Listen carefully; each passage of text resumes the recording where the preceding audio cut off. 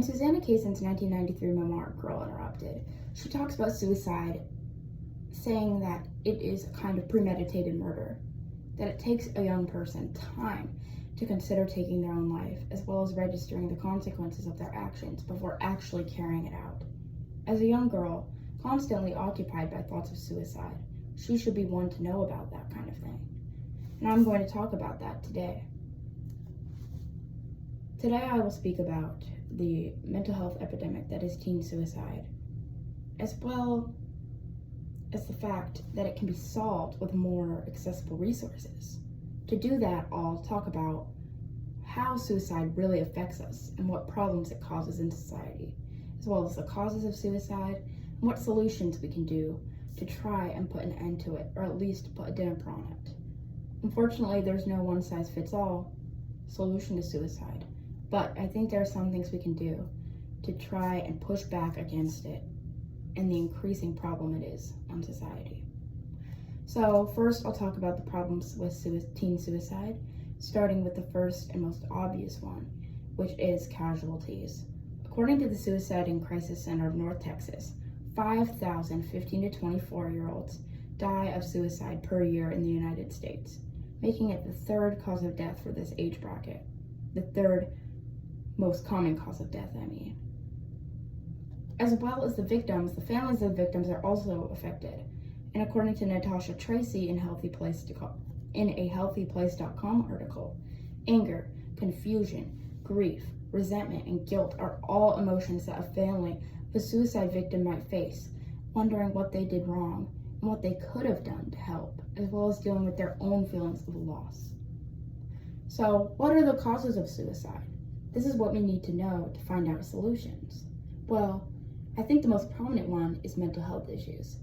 According to the National Alliance of Mental Health, in an article written in August 2022, 46% of suicides are committed by somebody with a pre-existing mental health condition. Also, hereditary suicide and hereditary mental illness causes suicide victims to be more likely to commit it. Secondly, and more interestingly, is nihilism among our generation.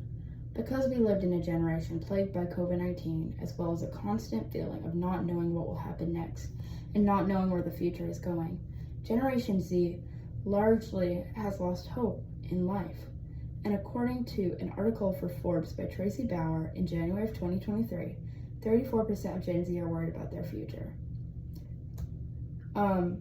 This shows just how much that Gen Z has lost their faith, and that is a reason why many of us are committing suicide. Another cause is bullying. According to Shelley Gordon for Very Well Family, in July of 2022, the CDC says that bullying can cause suicide and mental health issues for both the perpetrator and the victim. And not according to the article, but according to my own observation, I've seen that many more marginalized groups seem to be more prone for bullying and therefore more prone for mental health issues and therefore suicide, especially gay and trans kids that face discrimination for their sexuality. So obviously these are all horrible things that affect Gen Z and affect the rising rate of teen suicides.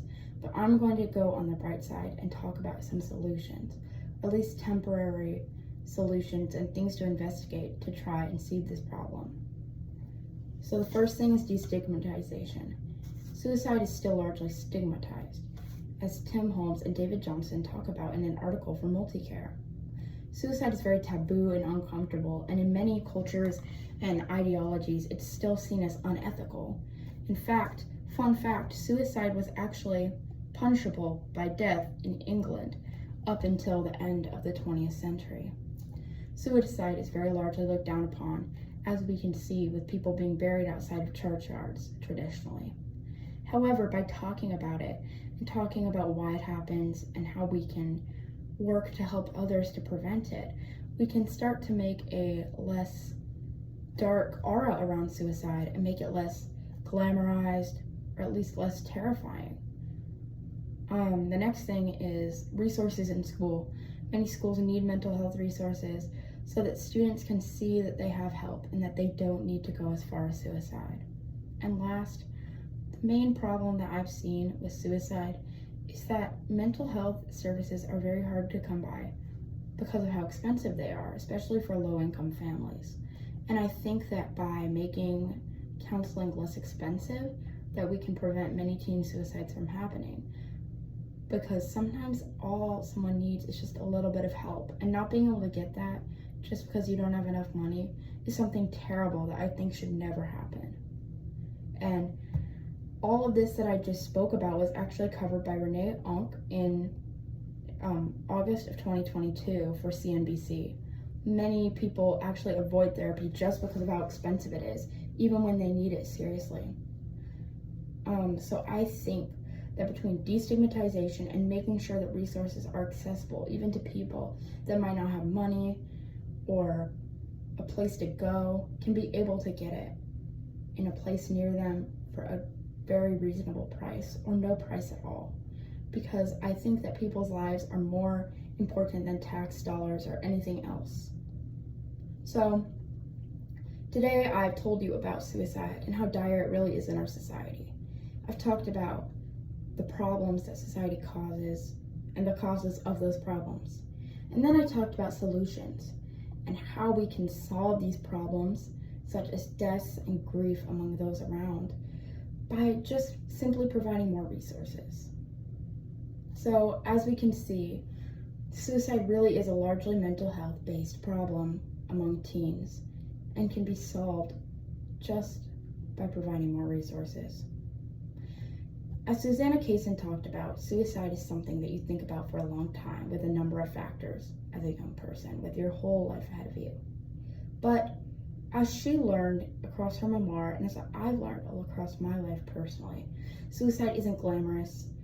Suicide isn't the kind of thing that you really want. And Susanna Kaysen actually overdosed and then fully came to terms with the fact that it isn't a one-way ticket out and that it's not the way to go. And I think that once we learn that, by getting help, that our generation can start to heal from this epidemic and try to get those numbers down so that we can all find more peace.